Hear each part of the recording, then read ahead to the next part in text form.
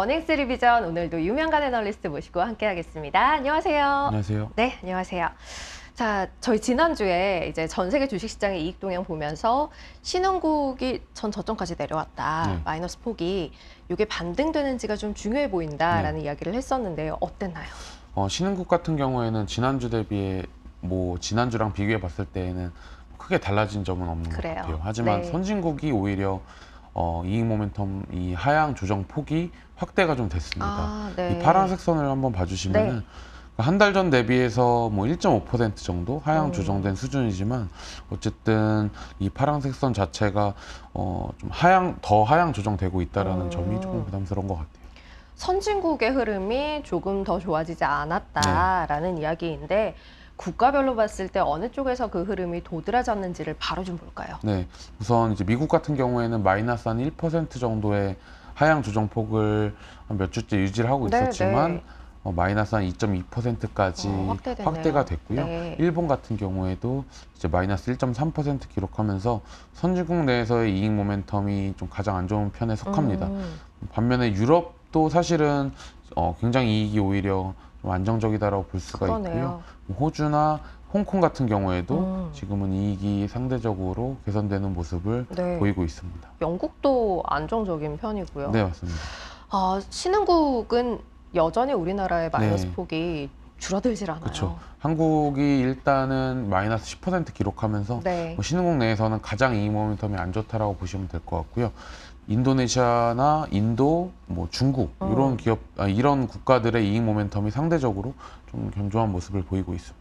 자, 그러면 업종별로 어떤지를 좀 뜯어보도록 하죠. 일단은 전반적으로 봤을 때 마이너스의 폭이 미국 중심으로 깊어진 선진국은 그 안에서 업종별 흐름 어땠는지 체크해 볼까요? 아무래도 이제 IT나 헬스케어의 이익이 가장 부진했습니다.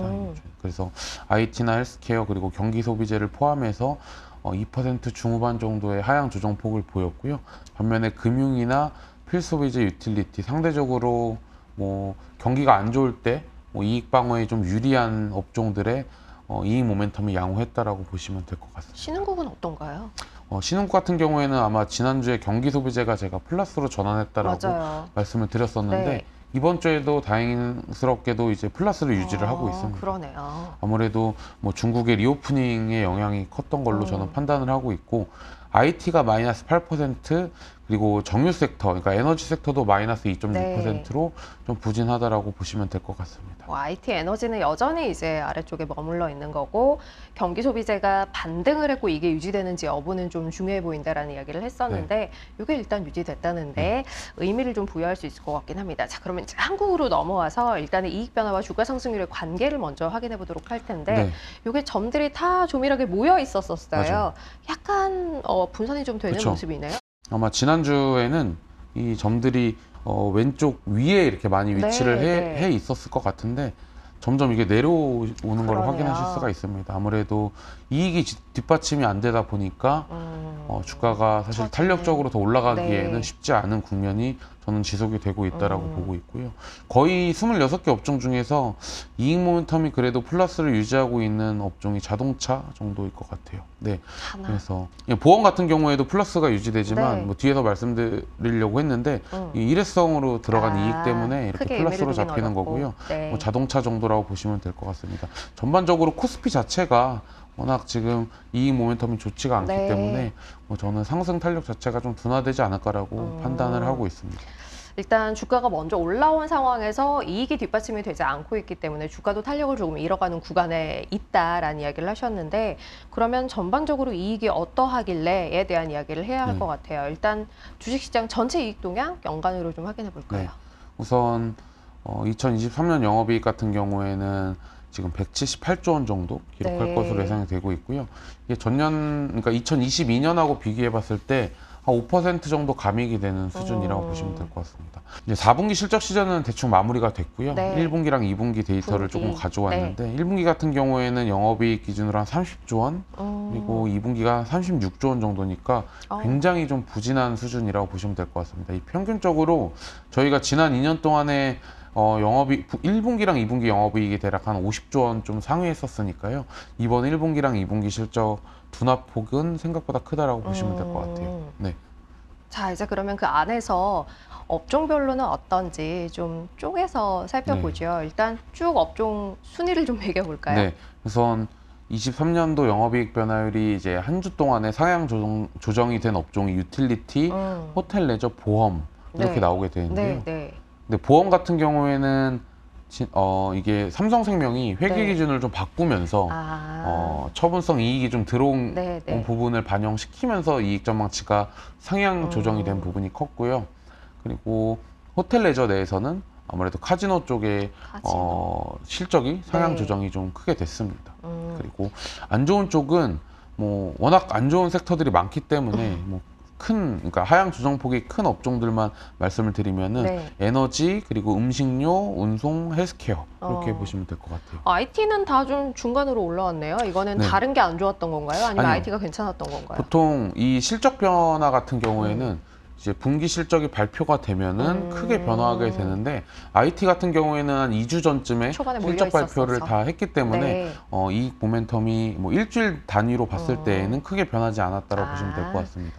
알겠습니다. 자, 그러면 일단 이익 변화 상위 업종 먼저 확인해 보도록 하죠. 앞서 이제 뭐 보험은 사실 일회성 요인이 있었기 때문에 좀 제하고 봐야 한다라는 이야기를 했고, 제일 위에 올라와 있는 게 유틸리티예요. 사실 유틸리티는 저희가 늘 뭐 순위 제일 위에 있거나 아래에 있어도 변동폭이 커도 한전의 영향이 워낙 네. 크기 때문에 제하고 봤던 경우가 있는데 이번에는 아닌가 봐요. 한전도 적자폭이 조금 축소가 영향이 있었고요. 그리고 한전 KPS가 KPS. 실적을 좀 긍정적으로 발표하면서 네. 이익 전망치가 상향 조정이 된 부분이 있기 때문에 사실 이 유틸리티 섹터가 아무래도 이제 관심이 크게 있는 섹터는 아니지만 그렇죠. 그래도 좀 한전 KPS가 좀 특이해서 일단 자료를 준비했고요. 앞에서 뭐 선진국이든 신흥국이든 유틸리티 섹터의 이익 모멘텀이 다른 업종들보다 나쁘지 않기 때문에 네. 한번 고려해 볼 만하다라고 저는 생각을 하고 있습니다. 그 안에서 한전 KPS가 일단 이익 변화를 이끌었다. 네. 종목으로는 이야기해 주셨고, 그 다음은 호텔 레저 서비스가 또 상위에 있어요. 여기는 카지노가 좋았다라는 네, 이야기 맞습니다. 하셨는데요. 좀 자세히 볼까요? 네, 파라다이스랑 이제 GKL의 이익 전망치가 크게 상향 조정이 됐습니다.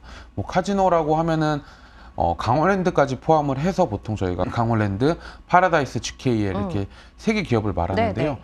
강원랜드 같은 경우에는 여전히 실적이 좀 부진한 상황이지만 파라다이스나 GKL 같은 경우에는 최근에 일본 VIP 손님들이 이제 많이 들어오나 들어오면서 봐요. 카지노분의 네. 실적이 좀 빠르게 개선되고 있는 모습입니다. 거기다가 이제 중국 VIP까지 모멘텀이 붙게 되면은 네. 지금 추정치보다는 좀 더 상향 조정될 여지가 저는 있다라고 보고 있습니다. 이제 중국도 좀 풀리니까 이쪽에서도 뭔가 플러스되는 요인들을 기대할 수 있지 않을까라는 부분, 카지노 한정해서 일단 호텔 레저 안에서는 이야기를 드렸고요.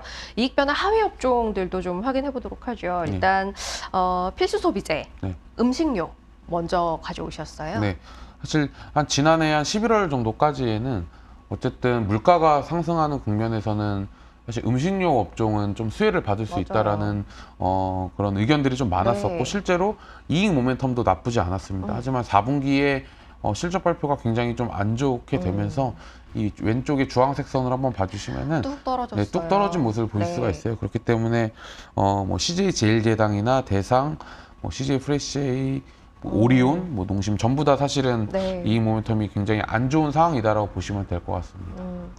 알겠습니다. 요거는 지금 이제 떨어지기 시작했고 요 속도도 굉장히 가파르기 때문에 뭐 네. 단숨에 좀 변화가 있지 않을까라는 그렇죠. 기대를 하기는 좀 이게 어려울 제가 것 이제 같아요. 굳이 음식료 업종을 조금 차트를 보여드린 이유가 네. 아무래도 뭐 지금부터 해서 주식시장이 조금 흔들리게 되면은 음식료 섹터에 자연스럽게 좀 관심을 그렇죠. 가지게 될 것 같아요. 경기 왜냐하면 방어. 업종이기 그렇죠. 때문에.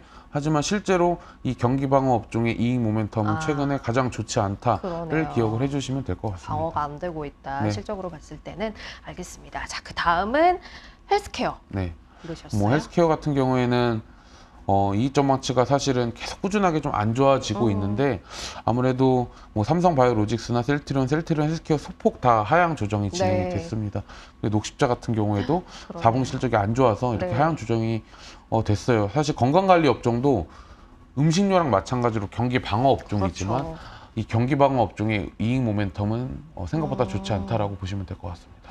그러네요. 그럼 어디로 피해야 하나라는 생각이 들기는 하는데. 네, 저는 오히려 그래서 이익이 오히려 상향 조정되는 쪽이 경기 방어 업종보다는 안전하다라고 보고 있습니다. 뭐 주간 단위로만 제가 데이터를 보여드리지만 네. 1개월 전 데이터를 사실 사용해도 무방하고요. 그렇기 때문에 뭐 자동차나 뭐 호텔 레저 중에서 뭐 카지노 네. 그리고 뭐 이런 섹터들이 상대적으로 이익 모멘텀이 좋기 때문에 오히려 이익이 안 좋은 쪽보다는 네, 이익이 네. 좋은 쪽으로 접근을 하시는 게 좋을 것 같습니다. 그냥 공식처럼 알고 있는 경기 방어 업종 뭐 이렇게 적용해서 갈 게 아니라 네. 지금 이익이 좋아지는 것들 위주로 좀 네. 보자라는 이야기를 주셨고요. 마지막 볼 업종은 소매유통 업종이에요. 이쪽도 이익의 흐름이 썩 좋진 않아요. 네, 아무래도 이게 소매유통은 한국 경제 그러니까 내수랑 좀 관련이 높다 그렇죠. 보니까 지금 경기 상황을 전 대변한다로 보고 있어요. 그래서 현대백화점, 뭐 K카, 롯데, 하이마트의 실적이 굉장히 좀 안 좋으면서 네.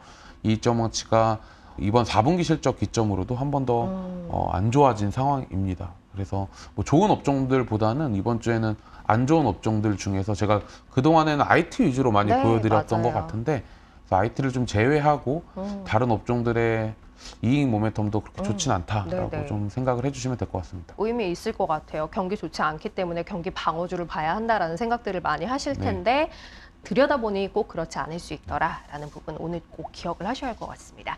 자, 어닝스 리비전 오늘은 여기서 마무리하도록 하죠. 유명간 애널리스트 함께했습니다. 고맙습니다. 감사합니다.